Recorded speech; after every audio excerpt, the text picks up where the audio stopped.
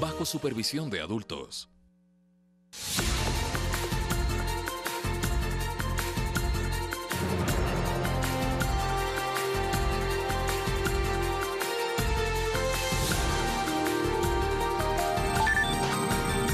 Síganos en nuestras redes sociales.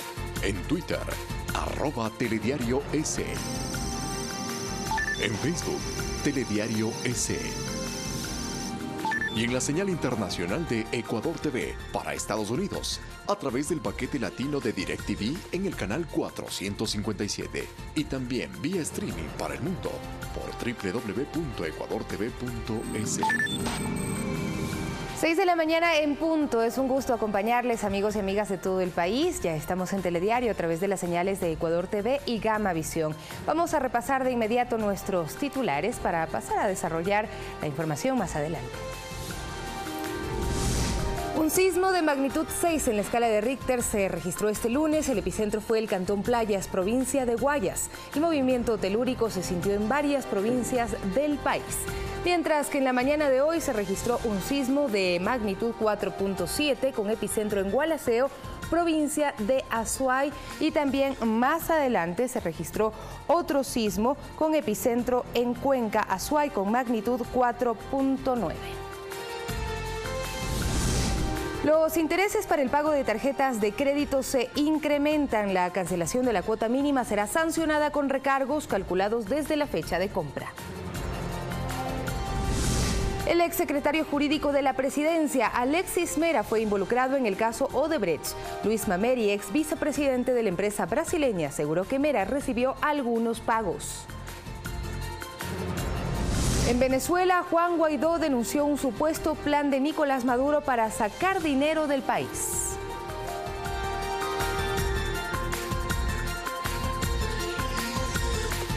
Iniciamos con la información. El ex vicepresidente de Odebrecht para América Latina, Luis Mameri, habló sobre pagos que involucran al exsecretario jurídico de la presidencia, Alexis Mera. Debería ser pago al ministro ya un ajuste realizado por él. Según la declaración de Mameri, se realizaron depósitos a favor de Alexis Mera por un total de $4.8 millones.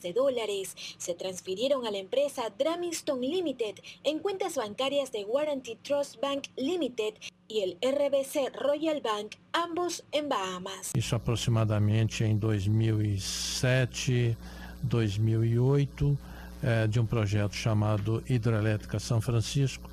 Neste caso, envolvendo o ajuste de $1,3 milhão, evitar represálias contra a companhia, como aconteceu no passado, de $3,5 milhões. José Conceição me informa que era necessário manter uma boa relação com o senhor Alexis Mera, evitando com isso, como ocorreu nessa controvérsia. En este caso, el intermediario de Mera era Carlos Pareja Cordero, quien se encuentra en calidad de refugiado en Perú por un proceso abierto en su contra en la red de sobornos de Petroecuador. Eu entreguei dados de transferência bancária realizadas em contas bancárias que a empresa Dramiston, e acredito eu que direta ou indiretamente este senhor Mera é beneficiário destes depósitos. El primer pago de $1.3 millones eran para garantizar que Odebrecht reinicie sus negocios con Ecuador en 2010, mientras los otros $3.5 millones para evitar nuevas controversias con el Estado ecuatoriano. En 2017, Alexis Mera, en su versión libre y voluntaria ante la Fiscalía, indicó que quien estaba a cargo de las negociaciones con Odebrecht era Jorge Glass, mientras quien firmaba los acuerdos, el exmandatario Rafael Correa. En ese mismo año, Mera viajó a Brasil para buscar información del caso. A su regreso, no trajo nombres de los implicados e indicó que las investigaciones eran reservadas.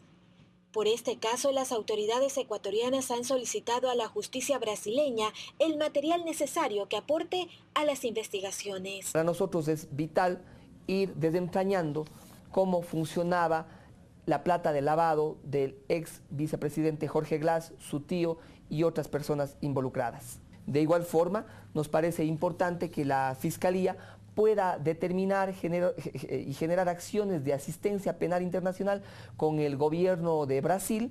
Mariuxi Buenaño, Telediario. Inició el juicio en contra de 2 personas por el secuestro de Fernando Balda. Su abogado defensor afirma que ya existe un acuerdo con Fiscalía en torno a la pena. En este caso también está vinculado el expresidente Rafael Correa, quien no será juzgado por encontrarse fuera del país. Previo a la instalación de la audiencia de juicio, el abogado de los procesados Raúl Chicaiza y Diana Falcón solicitó acogerse al procedimiento abreviado. Pese a que no hubo oposición de Fiscalía ni de la acusación particular, el Tribunal Penal rechazó el pedido aduciendo que no es la instancia pertinente. El pedido de la defensa radicaba en una cuestión esencial, celeridad procesal. Si en cooperación eficaz nosotros fuimos quien entregamos todo el arsenal probatorio que tiene la Fiscalía General del Estado, pues vamos a estar en una audiencia de total pasividad por parte de la defensa, porque no vamos a controvertir absolutamente nada. Una vez instalado el juicio, la fiscal Ruth Palacios indicó que demostrará la autoría de los 2 procesados en el plagio de Fernando Balda en Colombia en 2012, quienes según su hipótesis recibieron órdenes del exmandatario Rafael Correa y del exsecretario de Inteligencia Pablo Romero Quesada, para quienes se suspendió la etapa de juicio por estar fuera del país.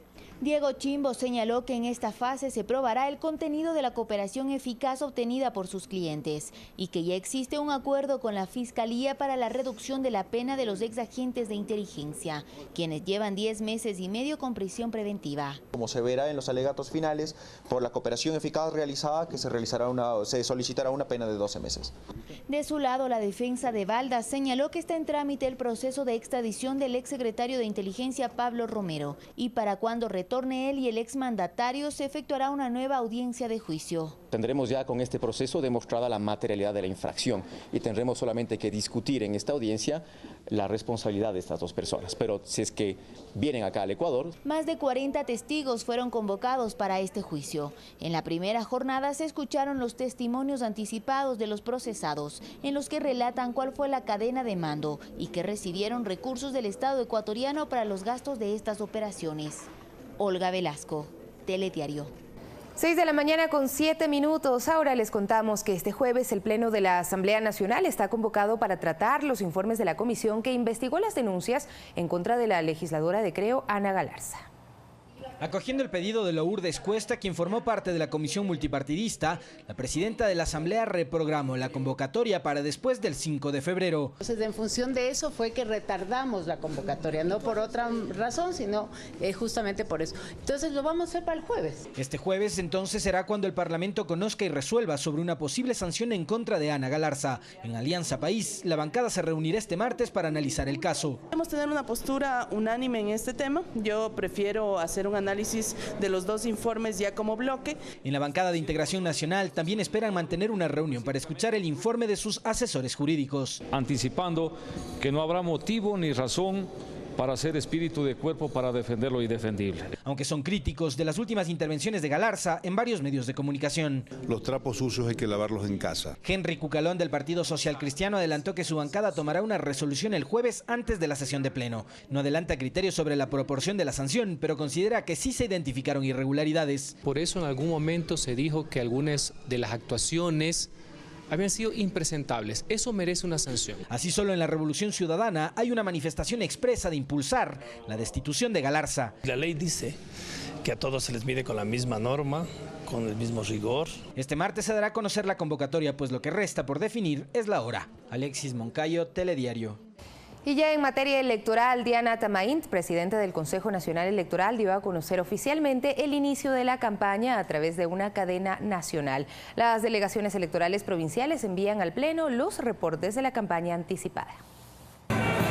Para el proceso electoral, 22 provincias tienen ya candidaturas en firme. Ya se han hecho traslado al Instituto Geográfico Militar para proceder con la impresión de las papeletas. En otras provincias hay candidaturas que esperan ser confirmadas. El caso de El Oro, que está en manos del Tribunal Contencioso Electoral. La campaña electoral inicia a las 0 horas del 5 de febrero. El CNE dará a conocer detalles a través de una cadena nacional a las 22 horas de este lunes. Se informará ya el inicio de la campaña electoral y las prohibiciones en las que están permitidas permitidas durante los 45 días. En cuanto a la campaña anticipada, las delegaciones provinciales siguen enviando reportes al Pleno.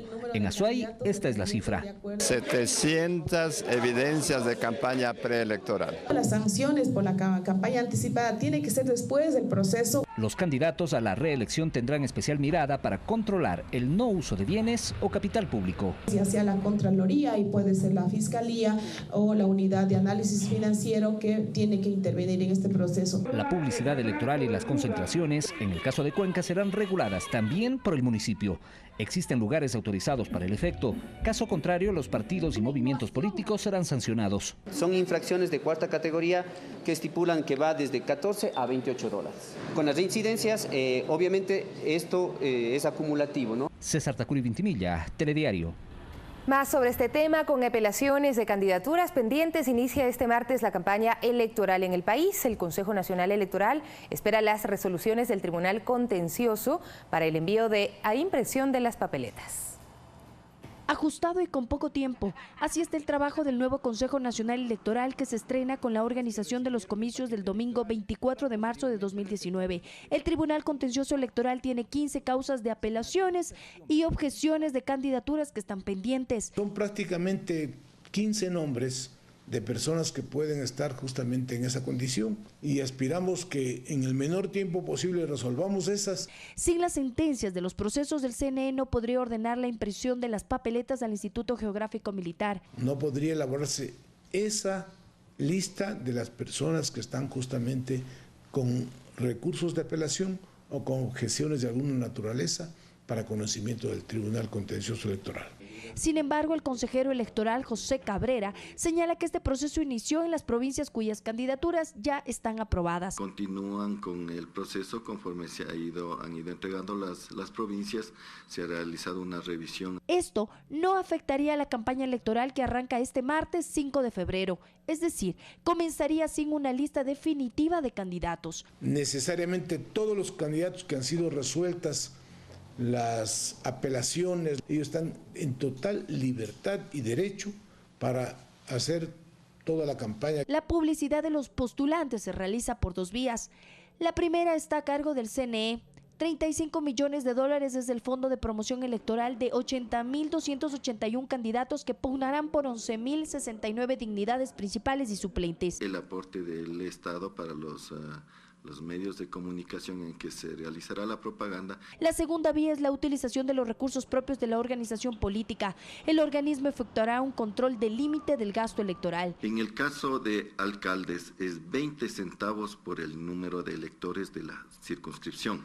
Por ejemplo, el límite de gasto electoral para alcalde de Quito será de 403.658 y para Guayaquil 408.153 dólares. Los candidatos tendrán 45 días para recorrer el país y dar a conocer las propuestas de trabajo a los electores. Valeria Villarroel, Telediario. Son las 6 de la mañana con 13 minutos. Ya en otro ámbito de la información, luego de un año del proceso de referéndum constitucional y consulta popular, lo que se alcanzó y lo que se adeuda recae principalmente en el Consejo de Participación Ciudadana Transitorio, organismo que asegura haber priorizado temas como la independencia de la función judicial.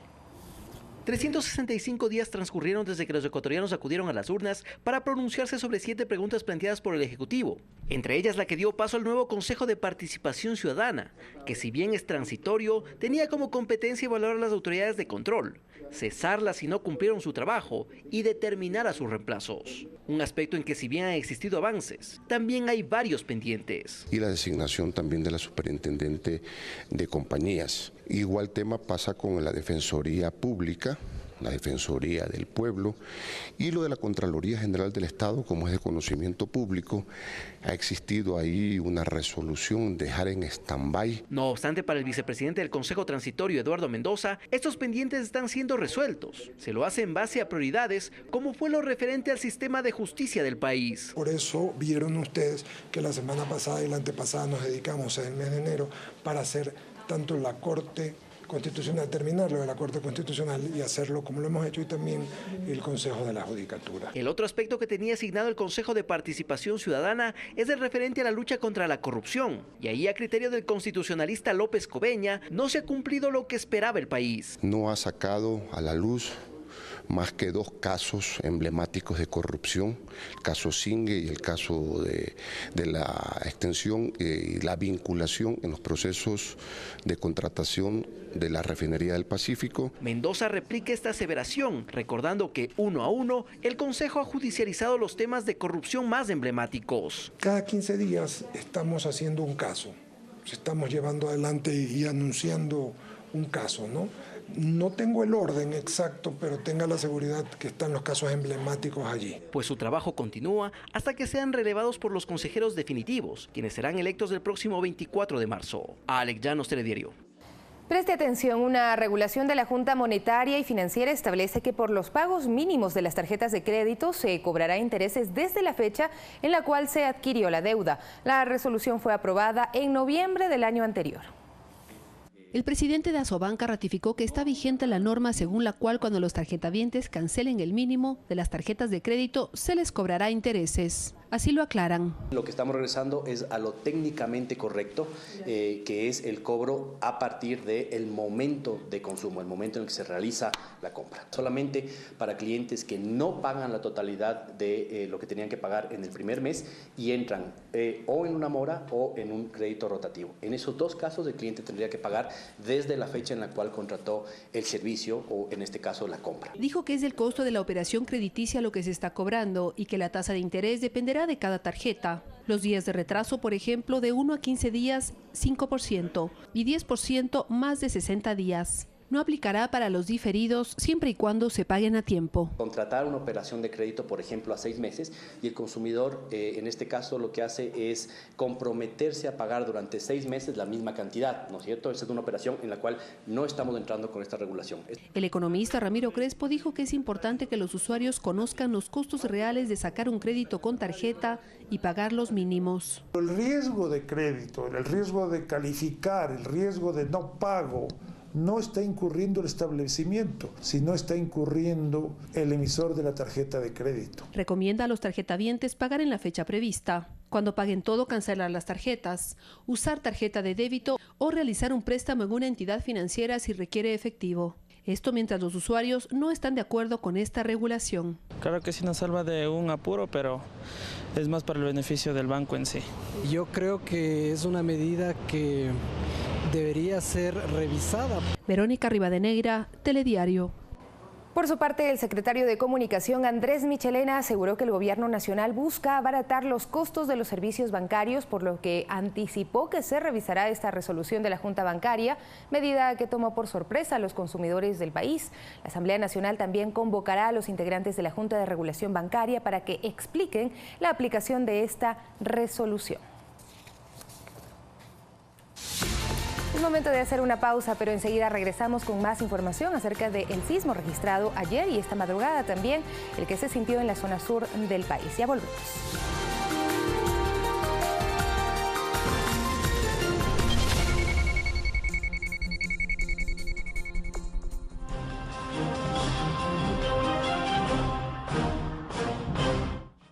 Hoy, en Memoria del Futuro, Organic Sorbent, una fibra absorbente de hidrocarburos totalmente reciclada. Bombasoil, un mejorador de suelo a base de estiércol de gallinas. Y Plan Z, un material biodegradable que busca reemplazar la espuma Flex. Las buenas ideas están en Memoria del Futuro. Hoy, a las 22 horas, por Ecuador TV. Comparte la emoción. Noticias, política, cultura, actualidad.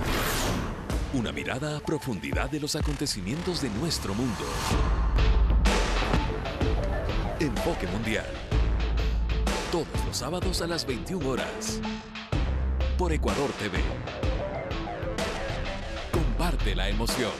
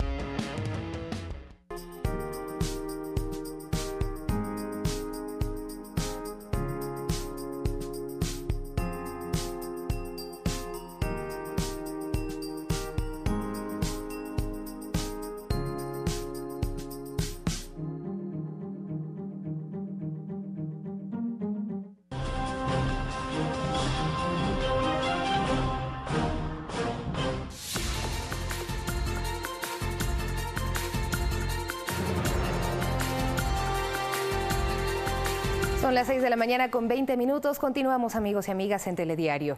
El sismo de magnitud 6 registrado la tarde de este lunes en la provincia del Guayas no dejó heridos ni muertos que lamentar. Sin embargo, generó afectaciones estructurales en Guayas y Santa Elena.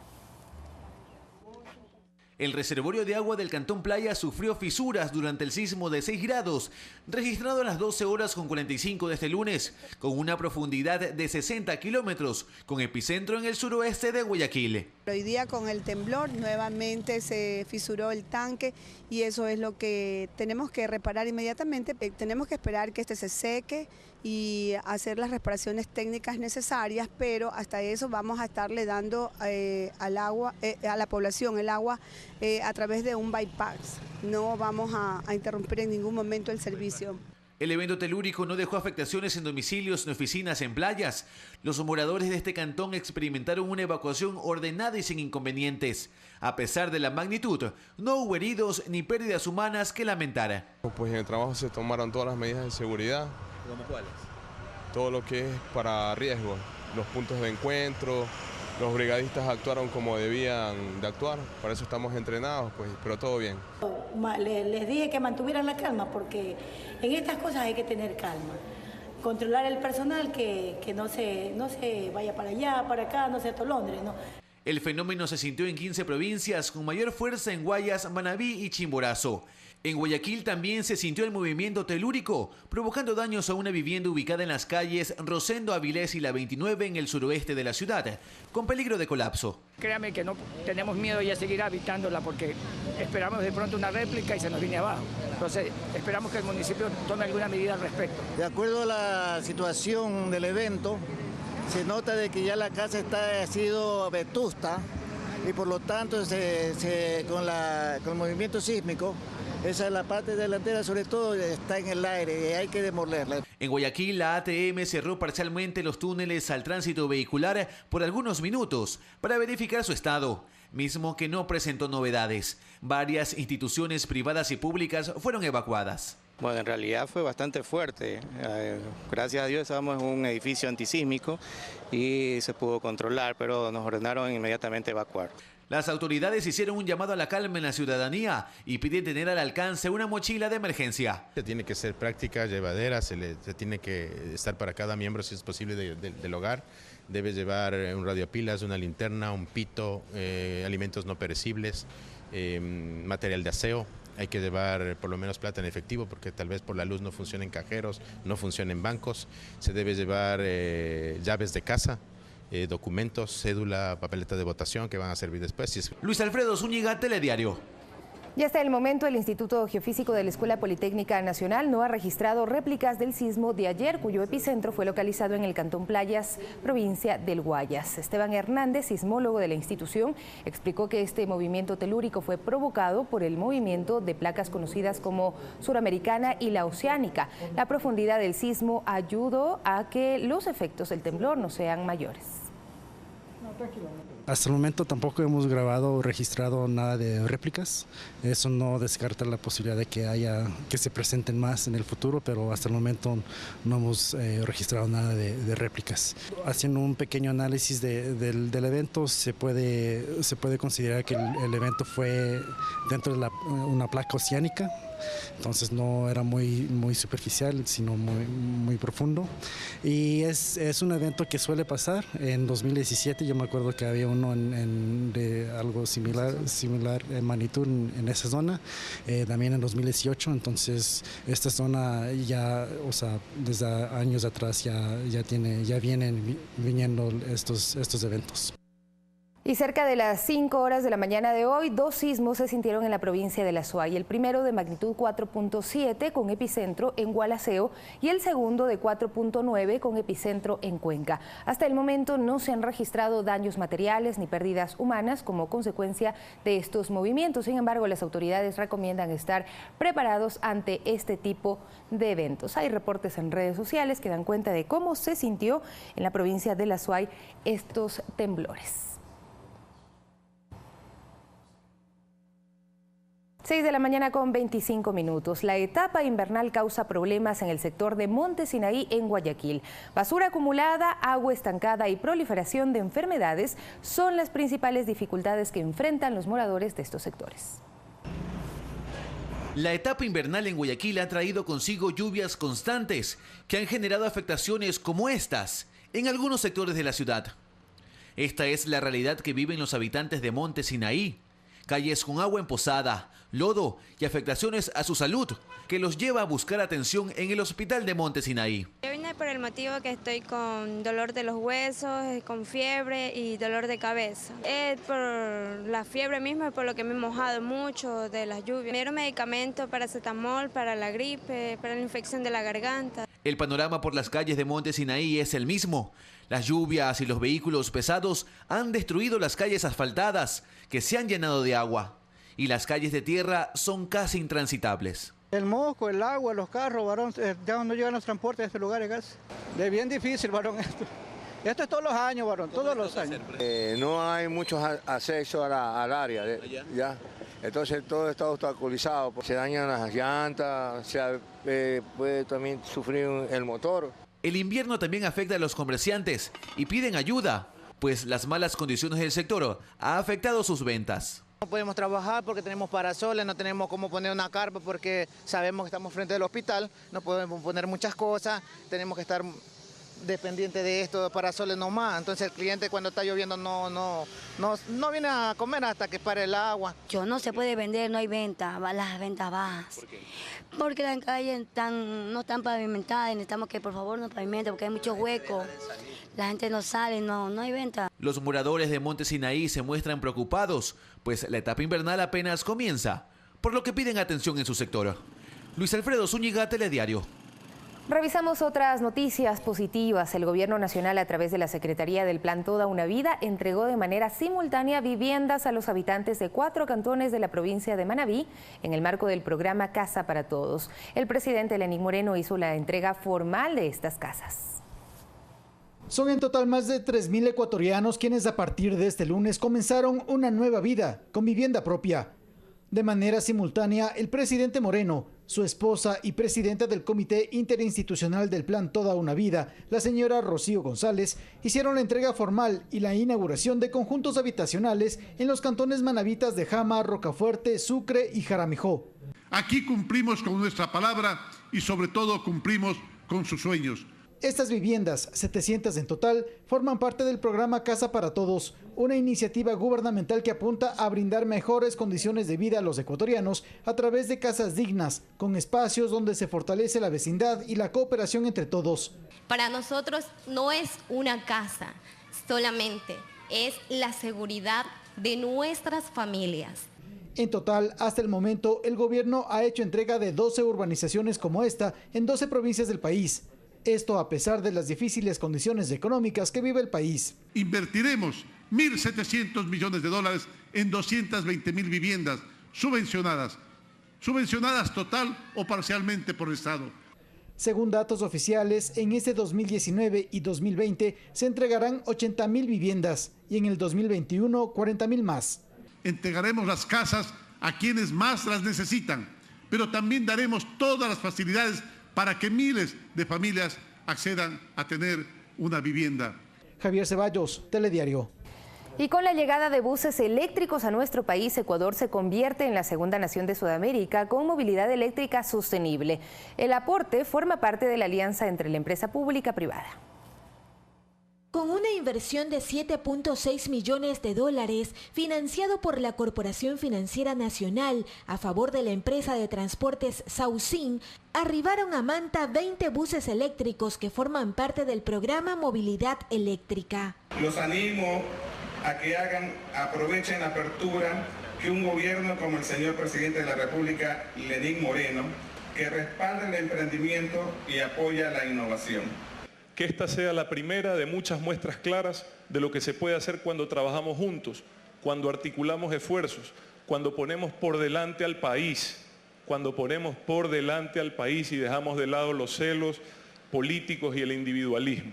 Ecuador se convierte en el segundo país de Sudamérica en contar con movilidad eléctrica sostenible, un servicio que beneficiará a más de 10.000 pasajeros por día en Guayaquil. Una movilidad más cómoda, de mejor calidad, ambientalmente amigable, contaminación prácticamente cero, y el Estado también gana ahorros fiscales importantes, un cambio de una política de consumo de diésel que tiene que ser de esta forma, tiene que ser cada vez mejorada y revisada. Las unidades están dotadas con aire acondicionado, cámaras de seguridad y acceso a personas con discapacidad. Los ecuatorianos somos testigos de este primer paso hacia el nuevo modelo de transportación pública del Ecuador.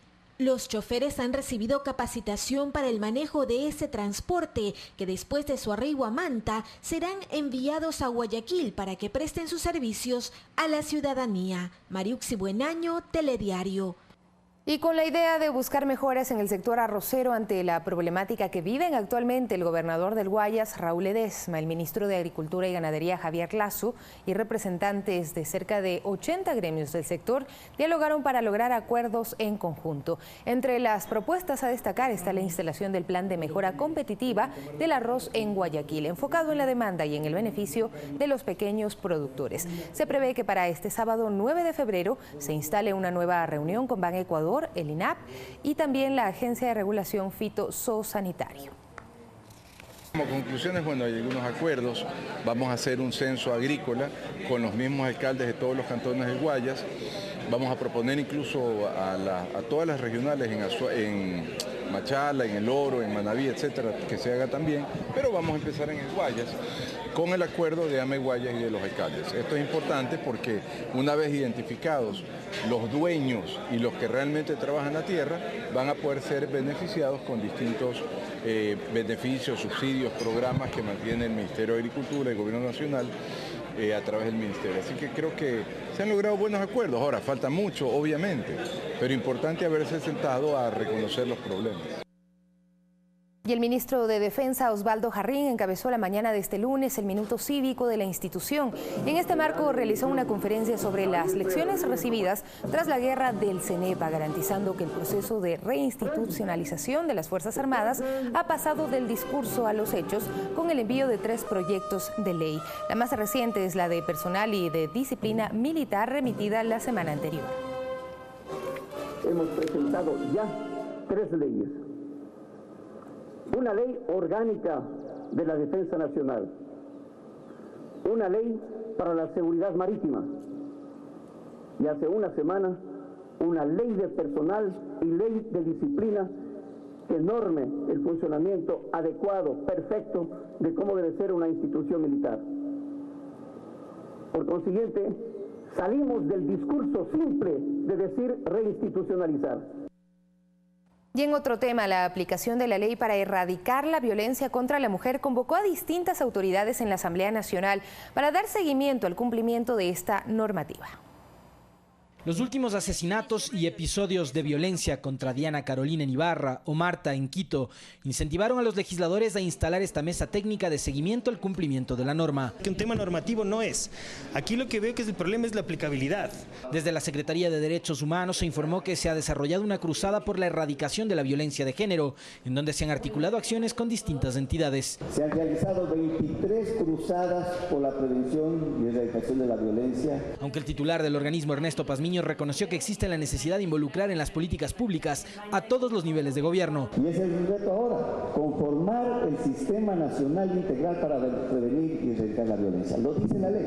María Fernanda Pacheco, presidenta del Patronato San José, llegó a la Asamblea con una propuesta novedosa: que los recursos que se destinan a los concursos de belleza sean redireccionados a proyectos de atención a mujeres y niñas. Y que esos recursos sean reasignados inmediatamente para la apertura de centros de reparación y de atención a víctimas de violencia sexual. Precisamente este lunes, los familiares de Diana Carolina junto a su abogado fueron recibidos en la mesa de seguridad. Allí su tío dijo que como familia quieren que se haga justicia. Eso es lo que queremos nosotros, que se esclarezca. ¿Por qué? ¿Por qué pasó eso? ¿Qué hizo el Estado? Y su abogado cuestionó el accionar de la policía, que durante 90 minutos no pudo neutralizar al victimario. Si la policía actuaba con diligencia y dentro de su cuidado, dentro de sus obligaciones, como le manda la ley, Diana Carolina no estaba muerta. Alexis Moncayo, Telediario.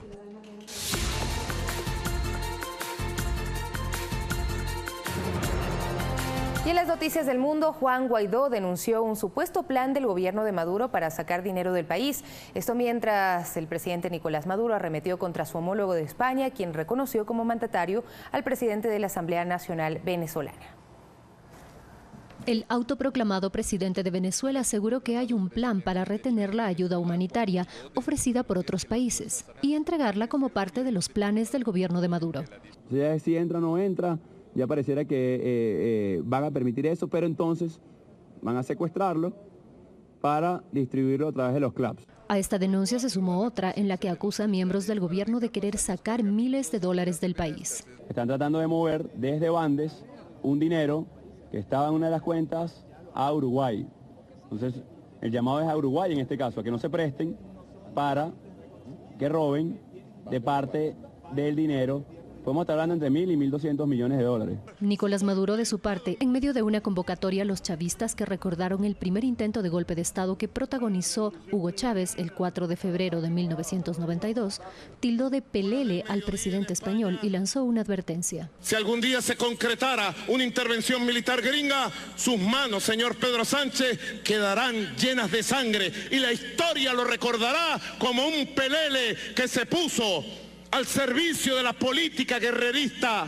En medio de la crisis, la Organización de Naciones Unidas reiteró su intención de mediar una salida pacífica para el país sudamericano.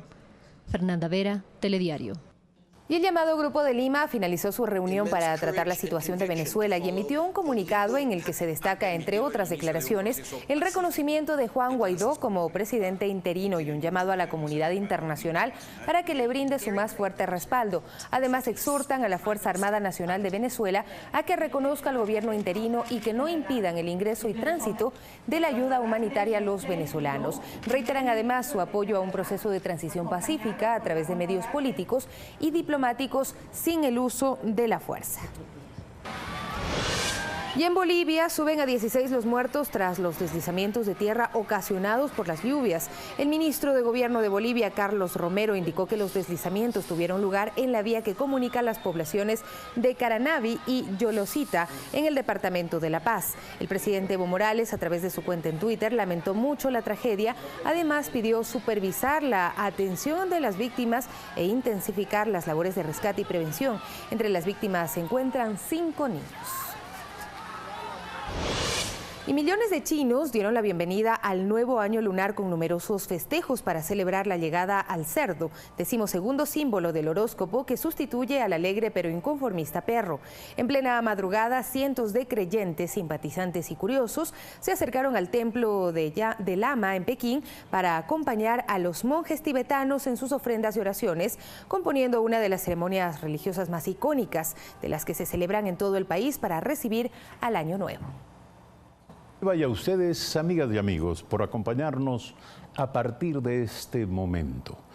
Nuestros invitados en esta jornada informativa serán Víctor Hugo Albán, vicepresidente del Colegio de Economistas de Pichincha. Con él vamos a analizar la resolución de la Junta de Regulación Monetaria sobre el cobro de intereses en las tarjetas de crédito por el pago mínimo.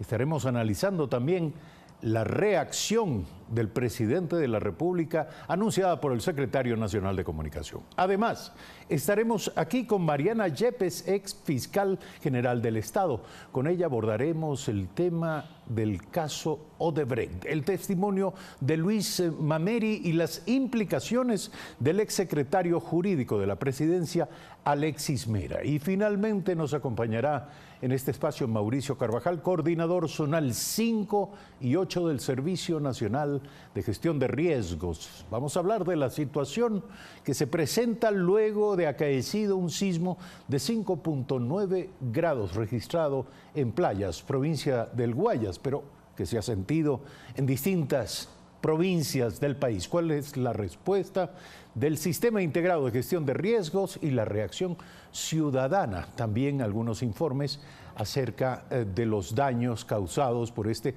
movimiento telúrico. Pero esta mañana también se produjo otro sismo en la ciudad de Cuenca, en la provincia de La Suay. Cerca de las 5 de la mañana de este día, 2 sismos se sintieron en la provincia de La Suay. El primero de 4.7 grados con epicentro en Gualaceo y el segundo de 4.9 grados con epicentro en la ciudad de Cuenca. Hasta el momento no se han registrado daños materiales ni pérdidas humanas como consecuencia de estos movimientos. Vamos a hacer un breve corte, regresamos de inmediato con Primera Impresión.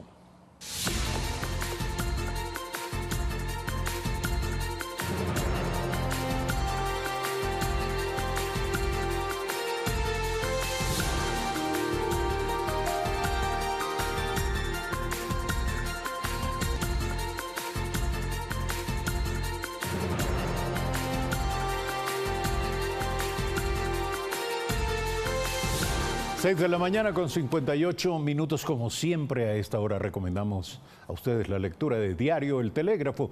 Diario El Telégrafo en su primera plana nos dice que la Fiscalía investigará a Alexis Mera por el caso Odebrecht. Las declaraciones del ex vicepresidente de Odebrecht, de la constructora brasileña Luis Mameri, indican que el exfuncionario de Correa recibió 4.8 millones de dólares. Veremos por qué, en qué circunstancias.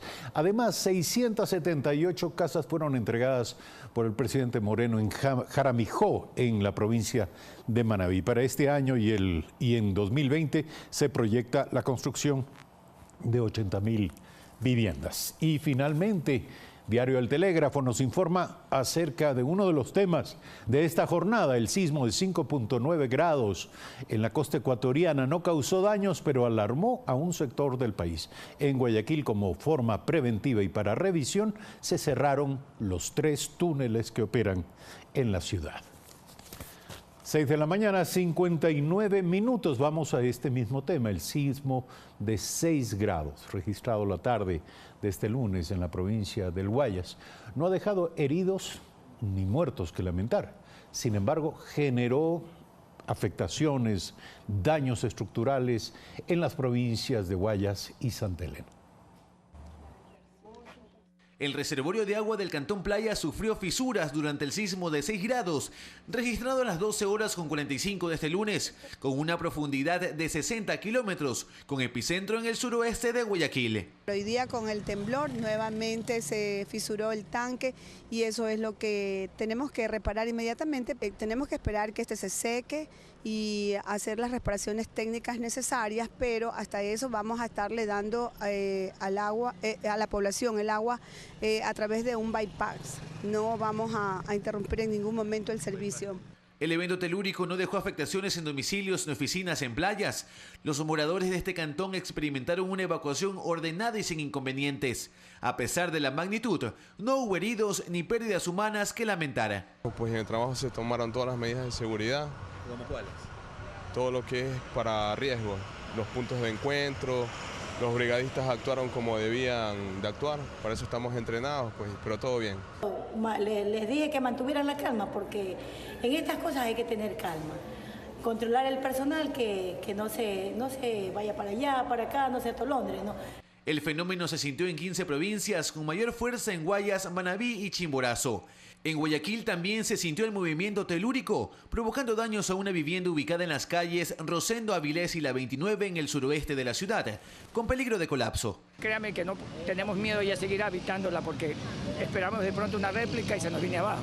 Entonces esperamos que el municipio tome alguna medida al respecto. De acuerdo a la situación del evento, se nota de que ya la casa ha sido vetusta y por lo tanto con el movimiento sísmico, esa es la parte delantera, sobre todo está en el aire y hay que demolerla. En Guayaquil, la ATM cerró parcialmente los túneles al tránsito vehicular por algunos minutos para verificar su estado, mismo que no presentó novedades. Varias instituciones privadas y públicas fueron evacuadas. Bueno, en realidad fue bastante fuerte.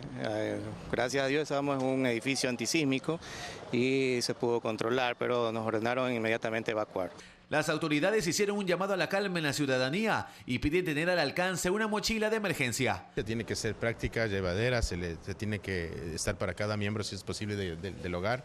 Debe llevar un radiopilas, una linterna, un pito, alimentos no perecibles, material de aseo. Hay que llevar por lo menos plata en efectivo porque tal vez por la luz no funcionen cajeros, no funcionen bancos. Se debe llevar llaves de casa. Documentos, cédula, papeleta de votación que van a servir después. Luis Alfredo Zúñiga, Telediario. 7 de la mañana, 2 minutos. Está en Guayaquil, en nuestros estudios de Guayaquil, Mauricio Carvajal, coordinador zonal 5 y 8 del Servicio Nacional de Gestión de Riesgos. Buen día, gracias por estar aquí. ¿Algo más que aportar al balance de información sobre lo acaecido el día de ayer y qué procede a partir de este momento de cara a los protocolos y los procedimientos previstos por la institución, por el Servicio Nacional de Gestión de Riesgos? Buenos días. Muy buenos días, muchísimas gracias por la invitación. Realmente para nosotros, en la evaluación desde el día de ayer, en los barridos que hemos realizado respecto y luego del minuto 1 de ocurrido el sismo, gracias a Dios no hemos tenido desgracias que lamentar. Hemos trabajado en los temas que han aparecido sobre daños estructurales que son mínimos en algunos sitios de Guayaquil, en algunos centros educativos de Santa Elena, y hemos estado presentes en el sitio del epicentro que fue en Playas haciendo un recorrido con las autoridades territoriales y asimismo no hemos tenido afectaciones ni desgracias que lamentar. Lo que viene en estos momentos es continuar el monitoreo. Estamos ya haciendo las fases de respuesta de asistencia humanitaria en lo que respecta a la gente que ha tenido que ser evacuada de sus viviendas en el caso de los daños estructurales, y adicional a eso se activan todos los protocolos de seguimiento y de recuperación temprana, que son las fases de la respuesta a emergencias. ¿Cuántas personas han tenido que ser evacuadas de sus viviendas y dónde se encuentran? ¿Qué clase de apoyo van a recibir? Efectivamente, lo que nosotros realizamos en primera instancia como política pública dentro de la gestión de riesgos es las familias acogientes, o si el daño estructural, como lo que he mencionado hace un momento, es mínimo, permanecen en su propia casa, lejos del peligro, con un acordonamiento de seguridad y con la evaluación de los ingenieros estructurales, tanto de los GATS municipales como de nuestros ingenieros estructurales. Entonces permanecen en el mismo sitio y se les entrega asistencia humanitaria de acuerdo a las necesidades y la evaluación. Hacia las 5 de la mañana hubo 2 temblores en Azuay. ¿Se sintieron en Guayaquil? Efectivamente hay algunos sitios en donde fueron reportados que se sintió, en otros no, mas sin embargo igualmente en el desconcentrado del Servicio Nacional de Gestión de Riesgos tenemos la zona número 6, que inmediatamente, tal cual fue ayer, despliega los equipos, trabajamos con los organismos de primera respuesta y existe un tema de recopilación de información, de monitoreo y de inmediatamente hacer los informes respectivos, manteniendo la calma, llamando a la calma a la ciudadanía y sobre todo aprendiendo a convivir con el riesgo. Realmente nosotros vivimos sismos que son un poco más pequeños durante el día, que no se los evidencia sino solamente con los organismos de respuesta, y eso es lo que en el país debemos ir aprendiendo. Hay que destacar que el simulacro que fue hecho el 31 y los simulacros que se hacen en territorios son excelentes y hemos venido a tener una respuesta, como ustedes vieron ayer, ordenada, sin pánico, y que la gente aprende a tener una cultura de prevención. Sin duda alguna es lo destacable. Ojalá no se presenten nuevos movimientos sísmicos que afecten a la población, pero es un hecho que vivimos en una zona de riesgo. El Ecuador entero está en riesgo frente a este tipo de fenómenos. Gracias, Mauricio Carvajal, coordinador del Servicio Nacional de Gestión de Riesgos. 7 de la mañana, 6 minutos, brevísimo corte.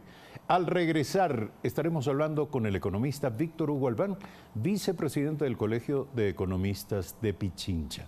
El tema, la resolución de la Junta de Regulación Monetaria sobre el cobro de intereses en las tarjetas de crédito con el pago mínimo. Ya volvemos.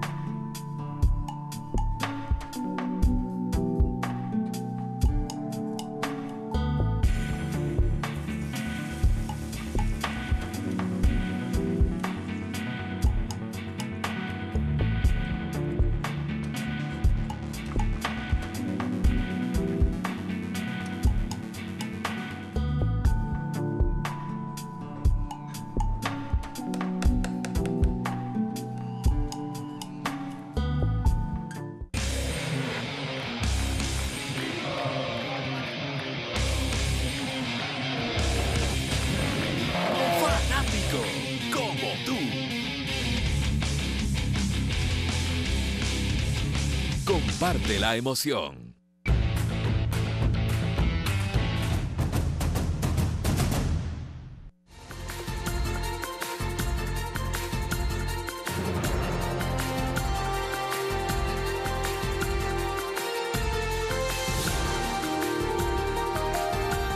Son las 7 de la mañana con 8 minutos. El siguiente es un tema que interesa a toda la ciudadanía y a los consumidores del país. Una regulación de la Junta Monetaria y Financiera establece que por los pagos mínimos de tarjetas de crédito se cobrará intereses desde la fecha en la cual el cliente adquirió la deuda.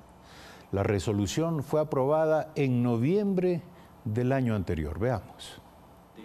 El presidente de Asobanca ratificó que está vigente la norma según la cual cuando los tarjetavientes cancelen el mínimo de las tarjetas de crédito se les cobrará intereses. Así lo aclaran. Lo que estamos regresando es a lo técnicamente correcto, que es el cobro a partir del momento de consumo, el momento en el que se realiza la compra. Solamente para clientes que no pagan la totalidad de lo que tenían que pagar en el primer mes y entran o en una mora o en un crédito rotativo. En esos dos casos el cliente tendría que pagar desde la fecha en la cual contrató el servicio o en este caso la compra. Dijo que es el costo de la operación crediticia lo que se está cobrando y que la tasa de interés dependerá de cada tarjeta. Los días de retraso, por ejemplo, de 1 a 15 días, 5% y 10% más de 60 días. No aplicará para los diferidos siempre y cuando se paguen a tiempo. Contratar una operación de crédito, por ejemplo, a 6 meses y el consumidor, en este caso, lo que hace es comprometerse a pagar durante 6 meses la misma cantidad, ¿no es cierto? Esa es una operación en la cual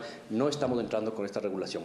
El economista Ramiro Crespo dijo que es importante que los usuarios conozcan los costos reales de sacar un crédito con tarjeta y pagar los mínimos. El riesgo de crédito, el riesgo de calificar, el riesgo de no pago, no está incurriendo el establecimiento, sino está incurriendo el emisor de la tarjeta de crédito. Recomienda a los tarjetavientes pagar en la fecha prevista. Cuando paguen todo, cancelar las tarjetas, usar tarjeta de débito o realizar un préstamo en una entidad financiera si requiere efectivo. Esto mientras los usuarios no están de acuerdo con esta regulación. Claro que sí nos salva de un apuro, pero es más para el beneficio del banco en sí. Yo creo que es una medida que debería ser revisada. Verónica Rivadeneira, Telediario. 7 de la mañana, 10 minutos. Nuestro invitado, el economista Víctor Hugo Albán, vicepresidente del Colegio de Economistas del Ecuador. Buen día, gracias por estar aquí. ¿Tiene una opinión el gremio de los economistas sobre este tema? Sí, muchas gracias. Realmente lo que nosotros hemos manifestado claramente es de que está mal concebida la regulación, porque es en el único país en el mundo que tendría este tipo de regulación. Más aún, si consideramos de que el único beneficiario no es el tarjetaviente, el usuario, sino el sector sistema, el sistema financiero y el sistema bancario. Realmente para nosotros nos llama la atención que se haya tomado esta decisión, habida cuenta de que el año 2018 el sistema financiero y el sistema bancario tuvo una utilidad de 553 millones de dólares. ¿Quieren más? Porque el único beneficiario va a ser el sistema financiero. A ver, usted dice que esto nos convertiría en el único país del mundo donde se aplica. Así es, ¿En qué sentido, por favor? ¿En qué aspectos? Todos los usuarios de una tarjeta de crédito lo hacen para control, no solamente porque es un crédito de confianza, no solamente es la facilidad, porque como decía Ramiro Crespo hace un momento, el que corre el riesgo es el emisor de la tarjeta. Pero para eso también tienen ellos sus garantías, ¿no? No es que le dan una tarjeta de crédito al que pasa por la calle, le sacan garantías, tiene un garante, tiene que tener bienes, etcétera. Entonces, no es muy fácil. Cierto es que es un crédito de confianza en el sentido de que usted no hace una solicitud al sistema financiero, al banco, sino inmediatamente que presenta su tarjeta, usted es sujeto de crédito. Pero por eso mismo tiene una tasa de interés altísima. Usted recuerde que ninguno dice la tasa de interés que es del 14%, y si usted cae en mora es del 5% más en 60 días. Y si pasa de los 60 días, casi se duplica la tasa de interés. Es la tasa de interés más cara que hay en la tarjeta de crédito. Decía el entrevistado hace un instante que estamos haciendo algo que siempre se debió hacer. Esto de afirmar de que el cobro de intereses sobre la deuda debe correr desde el día de la adquisición de la deuda. No, está equivocado, que me perdone la persona que hizo ese análisis, que es José Julio Prado. Él tiene que defender a su gremio, es presidente de los banqueros. Entonces, lógicamente, mientras más se les defiende, más utilidades tienen ellos. Pero siempre hay el crédito corriente. A usted le preguntan cuando va a hacer uso de su tarjeta, ¿corriente o diferido? Cuando uno dice corriente, al fin de mes paga. O sea, no ha tenido ningún uso del crédito, sino fue el servicio. Y el servicio pagamos nosotros en el momento que se pone la tarjeta, porque no la emiten gratuitamente. Tiene un costo, toda tarjeta de crédito tiene un costo anual, pero eso ya está cubierto, por eso es el crédito corriente y el diferido. Ahora ya no hay corriente ni diferido, sino que a partir de que uno tome el crédito, desde ese momento empieza a correr la tasa de interés. Nosotros como Colegio de Economistas le estamos recomendando al señor Presidente de la República revea inmediatamente, porque la gente utiliza la tarjeta de crédito por comodidad, es un mecanismo de auxilio para las familias, es un mecanismo de control y sobre todo queremos nosotros indicar de que la tarjeta de crédito es la más cara que tiene de los créditos y es la más cara en Latinoamérica. Recordemos que en Estados Unidos es del 1.5%, en Colombia está el 6%, en Perú está el 5.5%, aquí está el 14%. Entonces, lógicamente, si encima de que está más cara, nos ponen que desde el otro día nos sube y la utilidad marginal es para el sistema financiero. Yo creo que el señor Presidente de la República va a dar disposiciones claras respecto a la derogación de esta regulación. Bueno, en efecto, ya se anunció, lo hizo el Secretario Nacional de Comunicación, que el Presidente de la República reunirá nuevamente a la Junta de Regulación Monetaria. Pero lo curioso de todo esto es que esto se aprobó el 30 de noviembre pasado, con la firma de Richard Martínez, el presidente de la Junta de Regulación Monetaria. El presidente se enteró, por lo visto, por la prensa, una vez que entró comenzó a ser aplicada la resolución. La pregunta, ¿esto es así? Es decir, ¿el ministro de Finanzas puede tomar por sí la decisión de suscribir una modificación de los precios del mercado de consumo financiero? Puede hacerlo si es que no afecta al mercado y si no afecta al consumidor. Caso contrario, tiene que tener el beneplácito del Presidente de la República. En este caso, no entiendo qué pasó, pero fue un olvido, tal vez tomemos de esa manera, el no informar previamente a una decisión de estas al señor Presidente de la República. Un olvido, dice usted. Quiero tomarle de esa manera, para ser generoso, puesto que es un colega.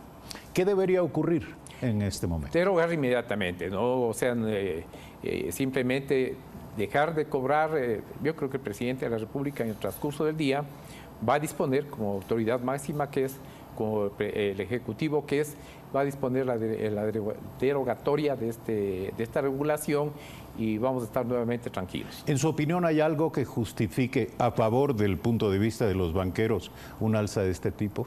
De ninguna manera, todo lo contrario. Comencé la entrevista indicando de que en el año 2018 la utilidad del sistema bancario y financiero es de $553 millones, una utilidad bastante significativa que yo creo que, como dije hace un momento, ¿para qué más?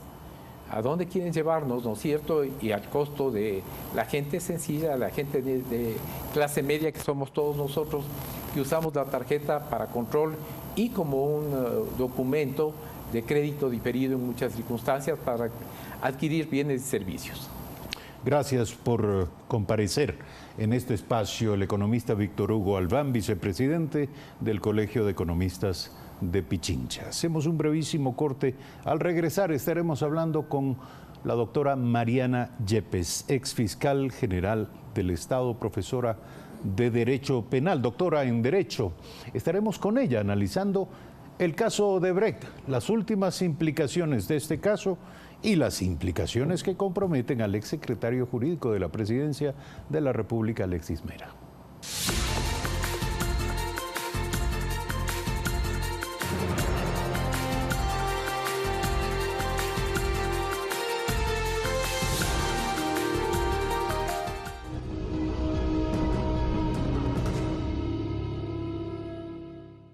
en un mundo de opciones limitadas. La mujer debe caminar siempre detrás de su esposo y debe respetarlo. Ese es el papel de la mujer. Ojara Itoko quiere forjarse su propio camino. Voy a ser carpintera. ¿Qué? Así es, y lo haré para poder ser una Daiko Kata. Una telenovela de éxito mundial llega a Ecuador TV. Clavel, gran estreno. Lunes 11 de febrero, 21 horas. Por Ecuador TV. Comparte la emoción.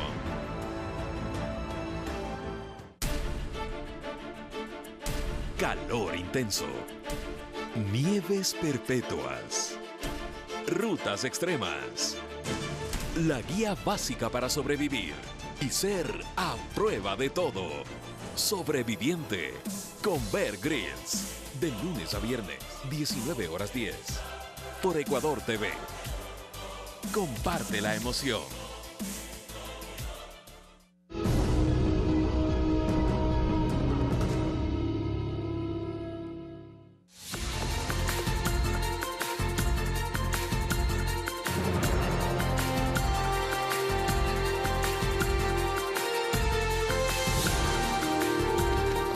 Son las 7 de la mañana con 19 minutos. Continuamos. El ex vicepresidente de Odebrecht para América Latina, Luis Mameri, habló sobre pagos que involucran al exsecretario jurídico de la presidencia del gobierno del expresidente Rafael Correa, Alexis Mera.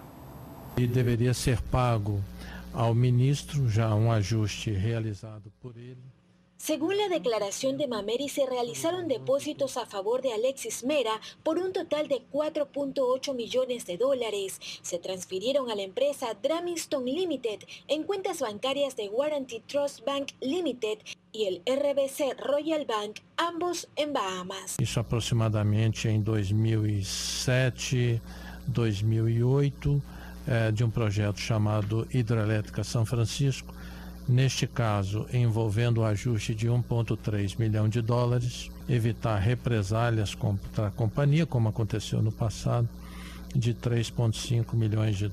José Conceição me informa que era necessário manter uma boa relação com o senhor Alexis Mera, evitando com isso, como ocorreu nesta controvérsia. En este caso, el intermediario de Mera era Carlos Pareja Cordero, quien se encuentra en calidad de refugiado en Perú por un proceso abierto en su contra en la red de sobornos de Petroecuador. Eu entreguei dados de transferência bancária realizadas em contas bancárias que a empresa Dramiston. E acredito eu que direta ou indiretamente esse senhor Mera é beneficiário destes depósitos. El primer pago de $1.3 millones eran para garantizar que Odebrecht reinicie sus negocios con Ecuador en 2010, mientras los otros $3.5 millones para evitar nuevas controversias con el Estado ecuatoriano.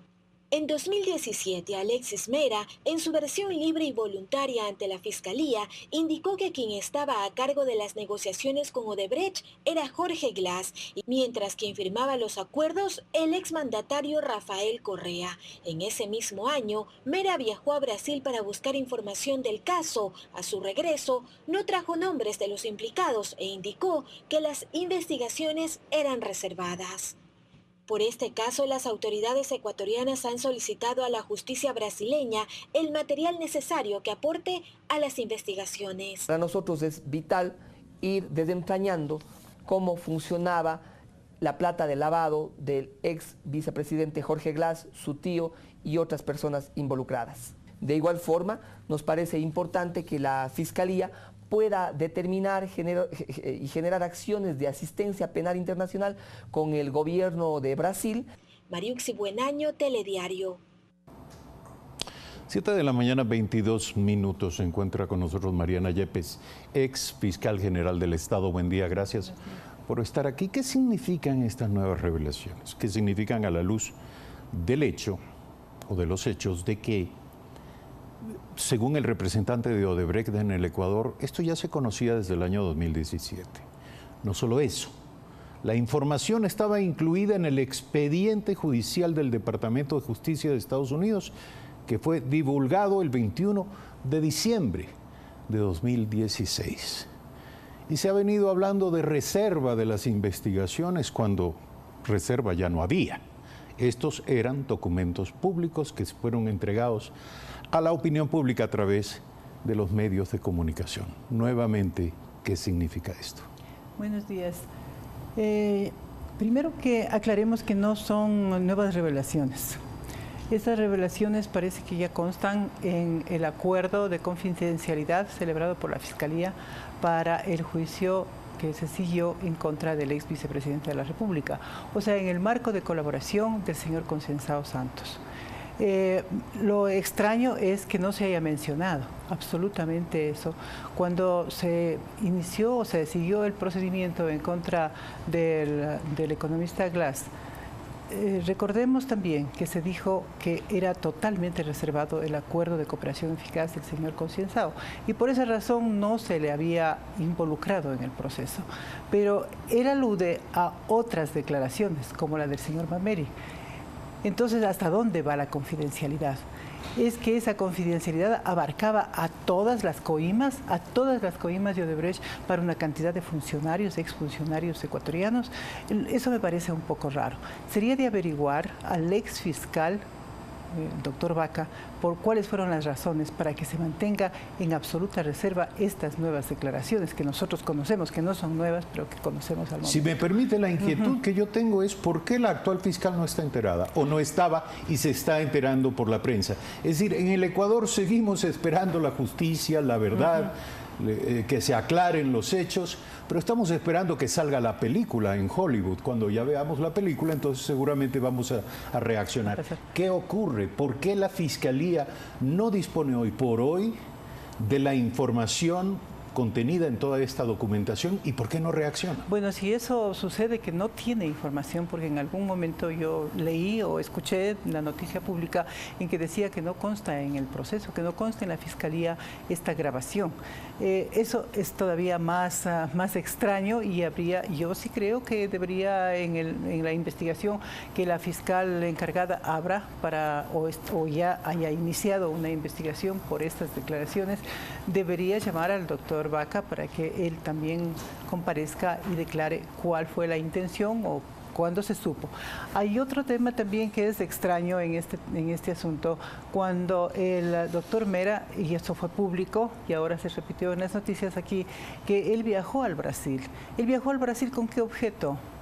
Eso habría que averiguar. ¿Cuándo fue el viaje del doctor Cuando Mera? estábamos en las investigaciones, estaba el país en las investigaciones sobre el tema de Odebrecht y entonces viajó y contrataron un estudio jurídico en el Brasil, yo no sé con qué objetivo, eso también sería de averiguar. Pero lo que me ha parecido extraño es que no se abra una investigación sobre este tema, se está recién recuperando, pidiendo colaboración internacional para escuchar, para incorporar la grabación de la declaración del señor Mameri. Pero si existe una investigación abierta, lo lógico es que eso se incorpore. Yo creo que es básico porque es otro tema diferente, no es el tema de la asociación ilícita, es otro tema diferente, es un tema de coimas, con nombres y apellidos, con empresas y habría también que averiguar en este espacio, porque todo está muy confuso, por qué razón el señor Pareja sigue en el Perú, qué proceso se le está siguiendo a él para que él se esconda de la justicia. Si está mencionado en este tema, debería incorporarse ahí la investigación, las declaraciones del señor Mameri, que me parece más fácil, ¿no? Porque no sabemos exactamente por qué está el señor Mameri. Nuevamente, tenemos muchas preguntas, sin duda, no las tengo yo, las tiene usted también. ¿Pero qué debería hacer la Fiscalía hoy? Bueno, hoy yo creo que precisamente en el asunto que le digo del señor Pareja, ahí podría incrementar esto, porque se le está mencionando como el, es decir, ¿qué cabe hacer? ¿Pedir a las autoridades de Perú? Del Perú. Pero él está en el Perú, ¿por qué? No está de turismo. Él pidió un asilo, y un asilo porque tenía orden de prisión aquí en el país. ¿Y la orden de prisión en qué proceso será? ¿Será en aquel relacionado con las declaraciones del señor Mameri? Ahí sería de incorporarle inmediatamente, porque ya está iniciado un proceso, y incorporar en las investigaciones a los otros funcionarios que está mencionando el declarante en estas condiciones. Yo creo que no debería caminar hacia ese sentido o caminar para abrir una nueva indagación. Ahora, ¿cuál es la situación de Alexis Mera? Bueno, la declaración es totalmente lapidaria, ¿no? Y es muy clara. Desde luego que no se puede tener la veracidad solamente con una declaración. Hay que hacer verificaciones. Él está diciendo en qué empresas ha hecho los depósitos, y además dice que el señor Pareja era el intermediario. Entonces existen elementos como para ir caminando en la investigación. Yo insisto, una declaración tan grave como es esta, y si consta en el acuerdo de cooperación eficaz, debería de ahí deducirse también otros elementos, ¿no? En el caso de Jorge Glass, que sigue guardando prisión por una sentencia por el delito de asociación ilícita, estos últimos elementos de alguna manera deberían o aportarían en la dirección de incorporar otras razones. Otros procesos, otras investigaciones. No olvidemos que en la sentencia que fue dictada por la Corte Nacional, que todavía no es ejecutoriada, porque me parece que están pendientes recursos, lo cual es también extraño, porque está demorando mucho, se dispuso que se abran otras investigaciones, que se inicien otros procesos. De esos procesos, ¿cuántos se han sentenciado? ¿Cuántos están caminando? No sabemos nada. Entonces existen algunos otros procesos. ¿Serían en contra del señor Glass?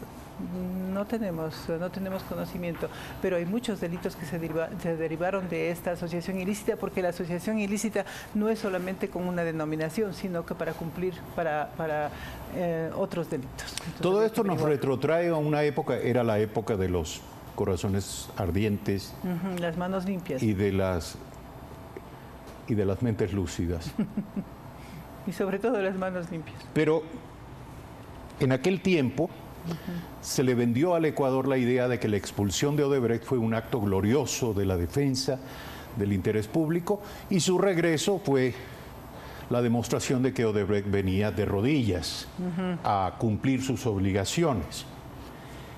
Hay que recordar que luego de que Odebrecht regresó, recibió contratos por más de 3.000 millones de dólares en el Ecuador.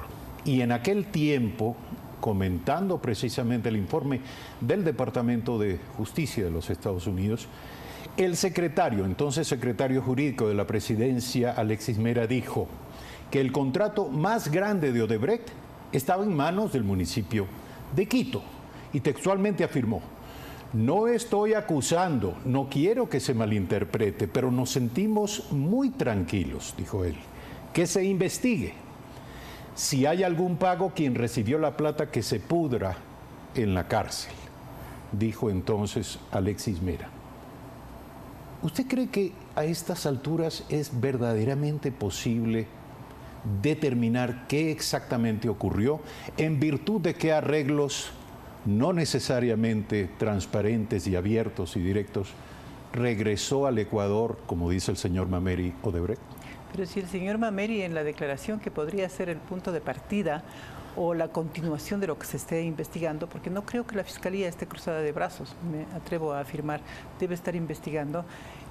Ahí dice que las coimas, parte de las coimas fue precisamente para no ser perseguidos, para continuar, para que no se comporten como en el tema de San Francisco. Es así la declaración, entonces eso es gravísimo, ¿no? Es un tema grave. Las declaraciones que se dieron en esa época yo creo que responden precisamente al abanderamiento que tenía el país, el gobierno, de aparentar que había lucha contra la corrupción, que los contratos eran transparentes, y hemos visto que no.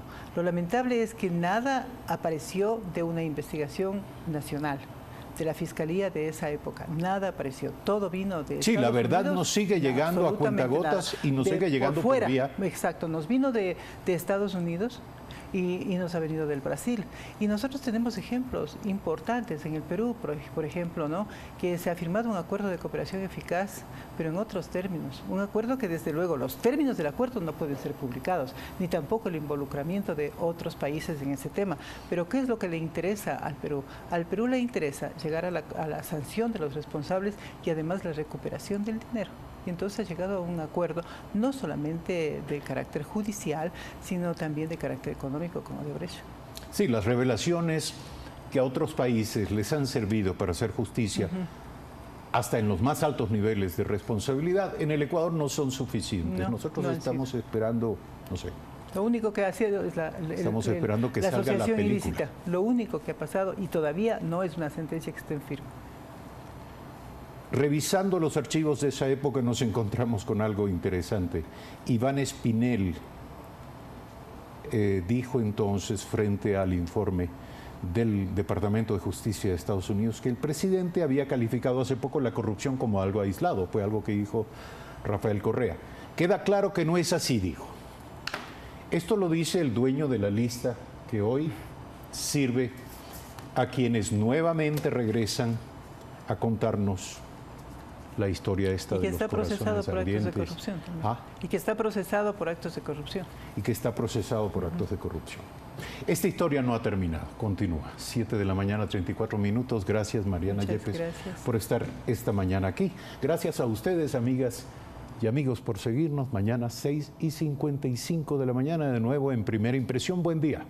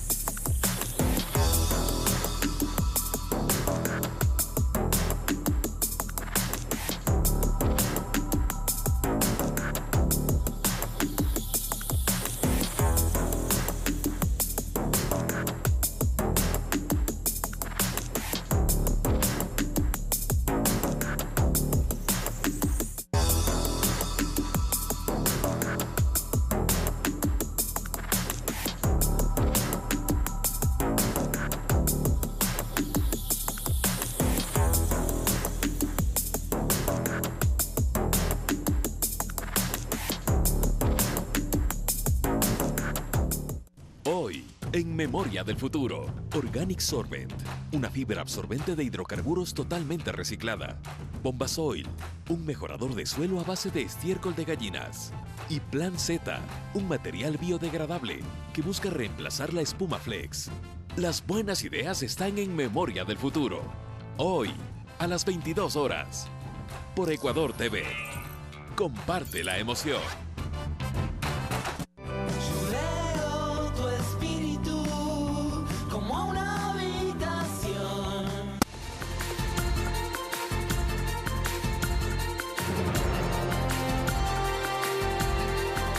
Seguimos con ustedes, amigos y amigas, en Telediario. Muchísimas gracias por permitirnos acompañarles en esta mañana. Vamos a revisar más información. Preste atención, pues un párroco de la iglesia de Guápulo, en el centro norte de Quito, es investigado por una presunta agresión sexual contra 2 menores de edad. El religioso está detenido. Estos son los reclamos a sacerdote de parte de los padres de las menores y moradores del sector de Guápulo, en el norte de Quito. Grabaron la situación que vivieron el sábado en la noche. Piden explicaciones. El religioso fue golpeado. Una niña de 10 años contó a sus padres que fue tocada en sus partes íntimas y que el agresor intentó besarla. Era realmente el cura de Guápulo el que estaba siendo enfrentado por la familia de una niña que al parecer decía que él la había tocado de alguna manera y el cura decía que él solo le había hecho cosquillas. Esto habría ocurrido detrás del templo. Según Daniela, las explicaciones que ofreció el sacerdote en medio del tumulto fueron contradictorias. Entonces ellos decían, ¿por qué te llevaste a la chiquita? ¿Por qué te la llevaste allá? Entonces él decía, yo les llevé solo para preguntarle algo, solo me llevé para preguntarle algo. Pero de lo que entiendo, esto pasa en plena clase de catequesis de los niños, ¿no? Pero este caso no sería el único. La hermana de la menor de 14 años habría vivido una situación similar. La ministra del Interior, María Paula Romo, confirmó que el religioso tiene prisión preventiva.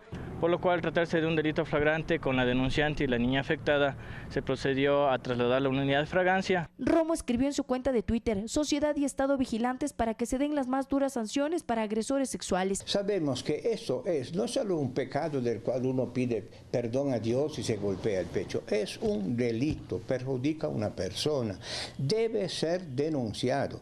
Señala que las investigaciones deben determinar qué ocurrió y las responsabilidades. Es una persona que tiene alguna falla seria y puede ser de daño para la sociedad.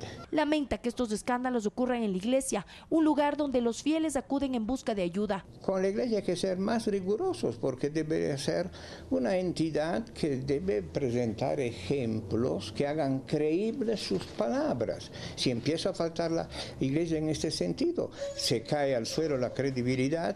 Asegura que debe existir una reparación para las víctimas y hace un llamado a quienes están al frente de las iglesias. Deben ser un ejemplo. Valeria Villarroel, Telediario. Y precisamente la Orden Franciscana del Ecuador emitió un comunicado ante lo ocurrido con el sacerdote de la iglesia de Guápulo, en el que señala que el párroco Néstor Genaro Bustos Cajamarca ha sido acusado de intentar abusar sexualmente a una menor y afirma lo siguiente: condenamos estos hechos execrables de la manera más vigorosa, nos solidarizamos con la preocupación que aqueja a la familia de esta menor y estamos abiertos y dispuestos a colaborar con la justicia para la respectiva investigación. Como Iglesia Católica estamos comprometidos con la firme decisión de seguir trabajando para erradicar todo abuso físico, psicológico y sexual que pueda darse al interior de las familias y en las instituciones de cualquier índole.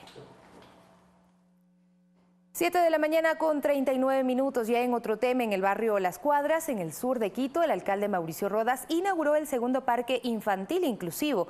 El espacio beneficiará principalmente a 2 instituciones educativas cercanas que forman a estudiantes con distintos tipos de discapacidades. Un sub y baja adaptado para silla de ruedas, un carrusel, columpios y demás constituyen los atractivos de este parque inclusivo ubicado en el barrio Las Cuadras, en el sur de Quito. El alcalde Mauricio Rodas, acompañado de su esposa y presidenta del patronato San José, inauguraron esta obra en la cual se invirtieron $20.000.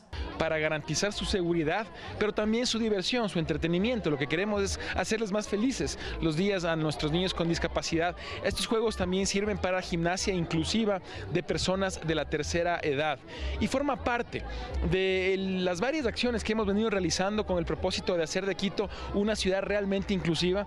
A pocos metros de este, que es el segundo parque con estas características en la capital, se encuentran 2 escuelas, la una fiscal y la otra pensionada, en donde se educan estudiantes con discapacidad, quienes serán directamente beneficiados por este espacio de recreación. Es beneficioso no solamente como tipo de recreación, sino también como desarrollo físico, por cuanto ellos necesitan ser más ágiles, necesitan hacer más ejercicio. Que nos permitirá recrearnos y, por qué no decir, una prevención física sana que conlleva a una vida de calidad. Además, la comunidad se mostró entusiasmada por esta obra que también contribuye a la vida de los habitantes del barrio. Además, también con esto ayudamos a que la sociedad, el barrio se siga uniendo y sigamos buscando mejoras en nuestro vecindario. Muy contentos los pequeños se olvidaron de sus discapacidades para estrenar estos juegos. Vengan amigos a jugar. César García, Telediario. Y el Ministerio de Salud intensifica los controles a los centros de rehabilitación que no cuentan con los respectivos permisos de funcionamiento en Guayaquil. Las autoridades buscan alternativas para precautelar la integridad de las víctimas de las drogas y el alcohol.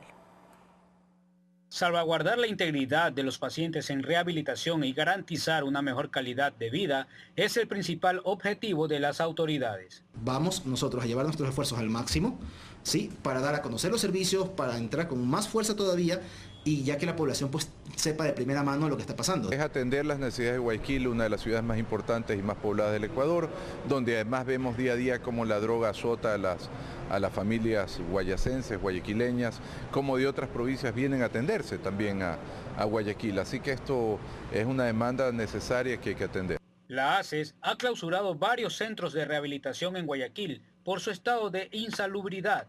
Ante los rumores en redes sociales de que los jóvenes son enviados a la calle, la ministra de Salud, Verónica Espinosa, en su cuenta de Twitter ratificó que existe un plan de contingencia ante estos casos. Hemos conseguido ya el financiamiento para los estudios y el inicio del gran centro integral de atención para consumo problemático de alcohol y otras drogas aquí en la ciudad de Guayaquil. Será el centro más grande y completo en nuestro país, que tendrá capacidad de atender al menos 7.000 personas en consumo y problemas psicológicos relacionados con el consumo en las distintas modalidades, ambulatorio, ambulatorio intensivo, internamiento.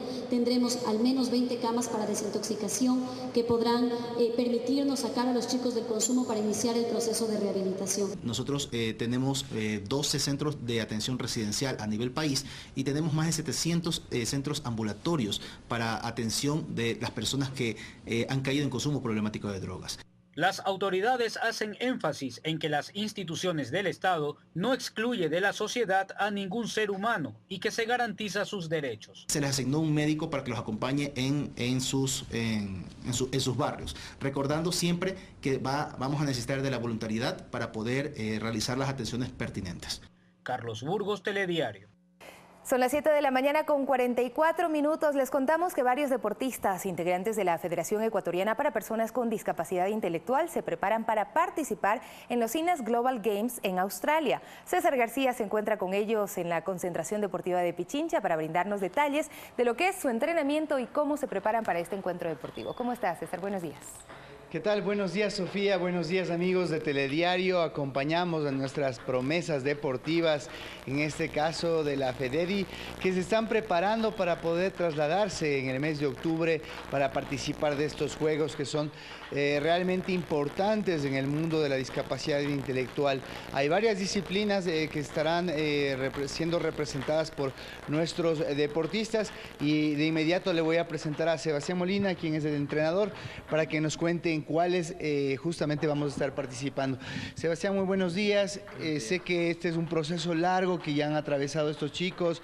Algunos están casi más de 6 años entrenando. ¿Puedes contarnos en qué disciplinas vamos a estar participando?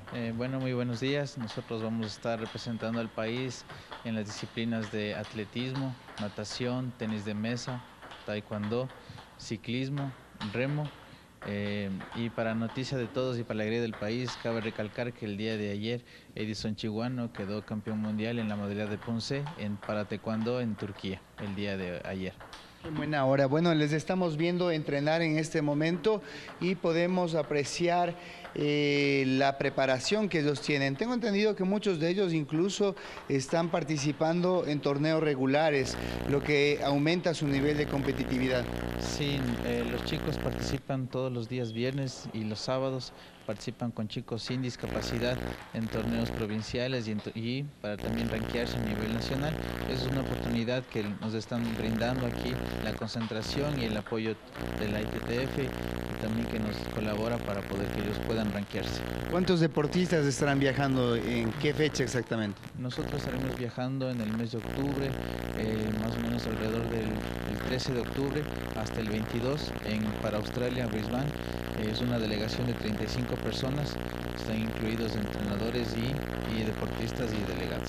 En el caso de Ángelo, que lo estamos viendo al fondo de la mesa, es el campeón nacional de esta disciplina. Sí, Ángelo lleva 3 años consecutivos siendo campeón, es el tricampeón nacional en la discapacidad intelectual.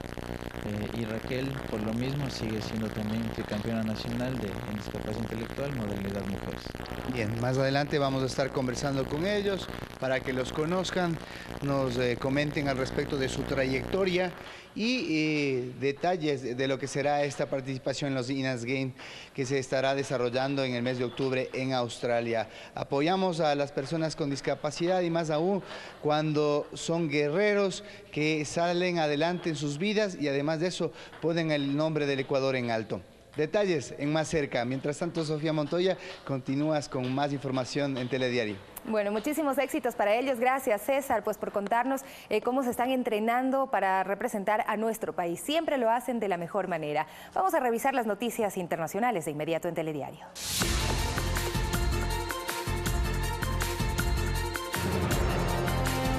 En Bolivia suben a 16 los muertos tras los deslizamientos de tierra ocasionados por las lluvias.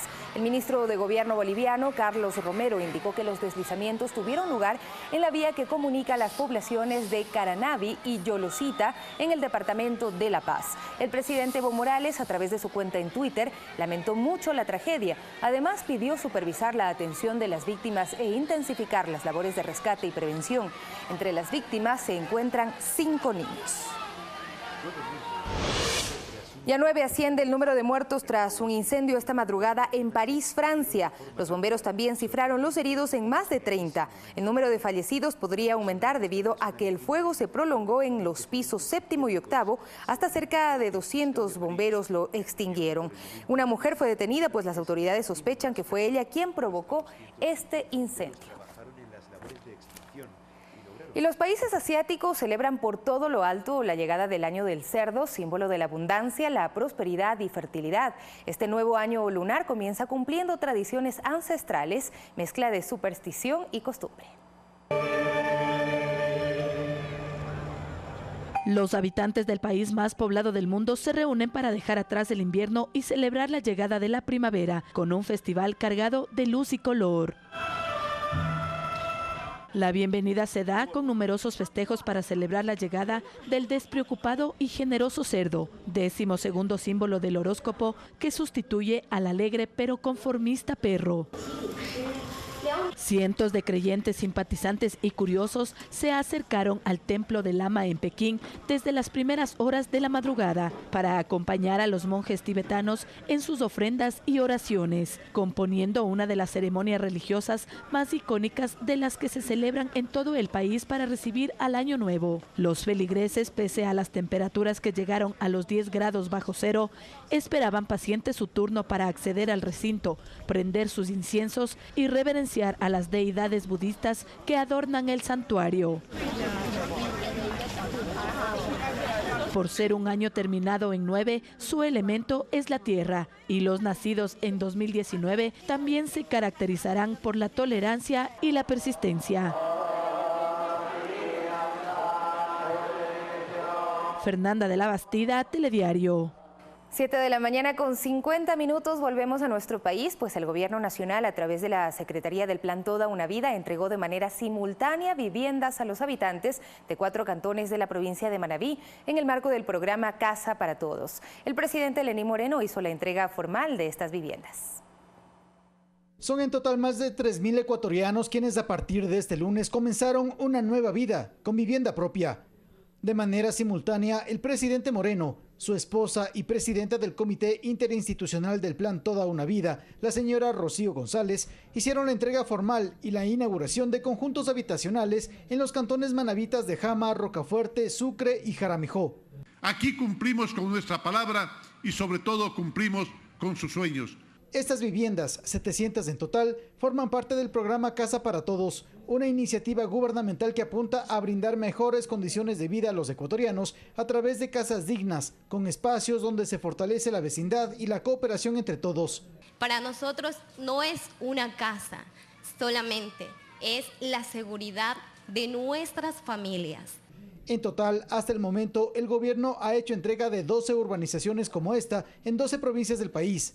Esto a pesar de las difíciles condiciones económicas que vive el país. Invertiremos $1.700 millones en 220.000 viviendas subvencionadas total o parcialmente por el Estado. Según datos oficiales, en este 2019 y 2020 se entregarán 80.000 viviendas y en el 2021 40.000 más. Entregaremos las casas a quienes más las necesitan, pero también daremos todas las facilidades para que miles de familias accedan a tener una vivienda. Javier Ceballos, Telediario. Y con la llegada de buses eléctricos a nuestro país, Ecuador se convierte en la segunda nación de Sudamérica con movilidad eléctrica sostenible. El aporte forma parte de la alianza entre la empresa pública y privada. Con una inversión de $7.6 millones, financiado por la Corporación Financiera Nacional a favor de la empresa de transportes Saucin, arribaron a Manta 20 buses eléctricos que forman parte del programa Movilidad Eléctrica. Los animo a que aprovechen la apertura que un gobierno como el señor presidente de la República, Lenín Moreno, que respalda el emprendimiento y apoya la innovación. Que esta sea la primera de muchas muestras claras de lo que se puede hacer cuando trabajamos juntos, cuando articulamos esfuerzos, cuando ponemos por delante al país, y dejamos de lado los celos políticos y el individualismo. Ecuador se convierte en el segundo país de Sudamérica en contar con movilidad eléctrica sostenible, un servicio que beneficiará a más de 10.000 pasajeros por día en Guayaquil. Una movilidad más cómoda, de mejor calidad, ambientalmente amigable, contaminación prácticamente cero, y el Estado también gana ahorros fiscales importantes, un cambio de una política de consumo de diésel que tiene que ser de esta forma, tiene que ser cada vez mejorada y revisada. Las unidades están dotadas con aire acondicionado, cámaras de seguridad y acceso a personas con discapacidad. Los ecuatorianos somos testigos de este primer paso hacia el nuevo modelo de transportación pública del Ecuador. Los choferes han recibido capacitación para el manejo de ese transporte, que después de su arribo a Manta serán enviados a Guayaquil para que presten sus servicios a la ciudadanía. Mariuxi Buenaño, Telediario. 7 de la mañana con 54 minutos. El sismo de 6 de magnitud en escala de Richter, con epicentro en el Cantón Playas, registrado este lunes, no dejó heridos ni muertos que lamentar. Sin embargo, provocó afectaciones estructurales en Guayas y Santa Elena. Les mostramos las imágenes. Una evacuación ordenada y sin inconvenientes vivieron moradores del Cantón Playas tras el sismo de 6 grados registrado a las 12:45 de este lunes, evento que no dejó saldo de heridos ni muertos. Aquí es tremendo, el temblor es tremendo. Cuando yo sentí fue que toda la gente bajaba como loco. Y yo les dije que mantuvieran la calma, porque en estas cosas hay que tener calma. Controlar el personal, que no se vaya para allá, para acá, no se atolondre, no, que chicos tranquilos, salgan tranquilos, evacúen y tranquilos. Todo fue tranquilo.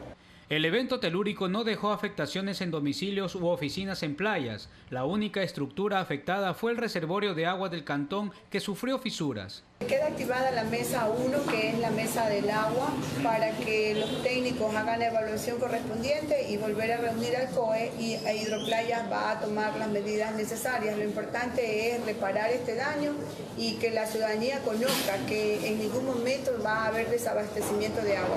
En Guayaquil también se sintió el sismo y causó daños a una vivienda ubicada en el suroeste de la ciudad, con peligro de colapso. Mientras, en la provincia de Santa Elena se vieron afectados centros educativos. La ciudadanía en Guayaquil también evacuó edificios como el Omni Hospital durante el sismo. Créame que no tenemos miedo ya a seguir habitándola, porque esperamos de pronto una réplica y se nos viene abajo.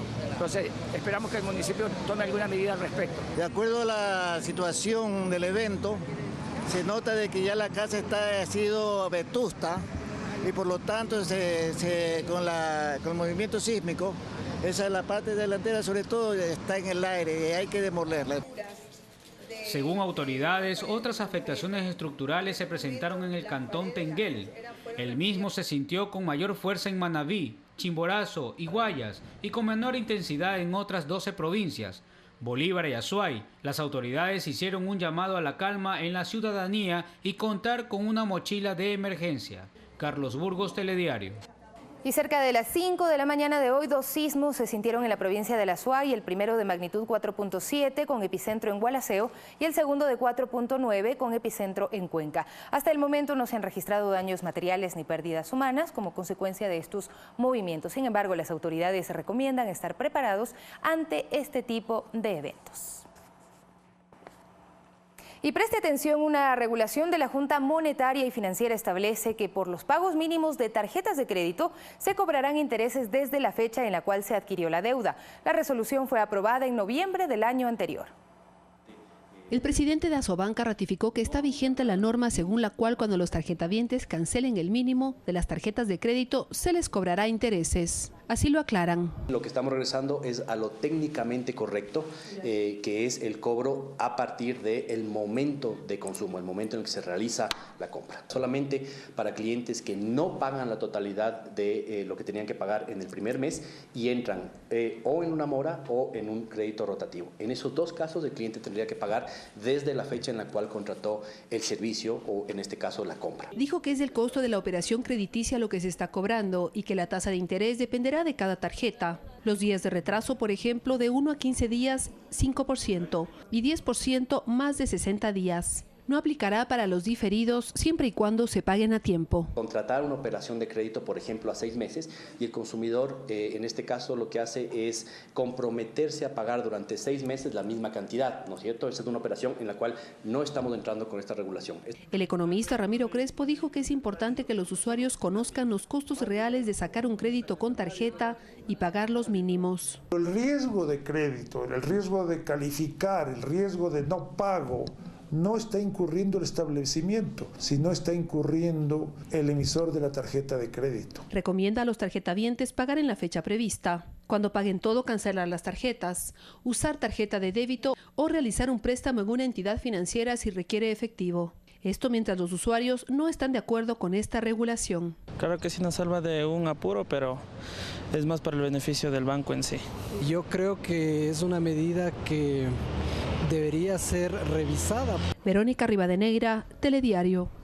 Y del mismo gobierno ya hay pronunciamientos al respecto, se revisará esta medida y también la Defensoría del Pueblo ha exhortado a derogar esta resolución por afectar a los derechos de los tarjetavientes y también al derecho a la información. Nosotros nos despedimos, amigos y amigas, muchísimas gracias por su atención. Enseguida viene Más Cerca junto a Arturo Barriga. A las 13 horas tenemos más noticias.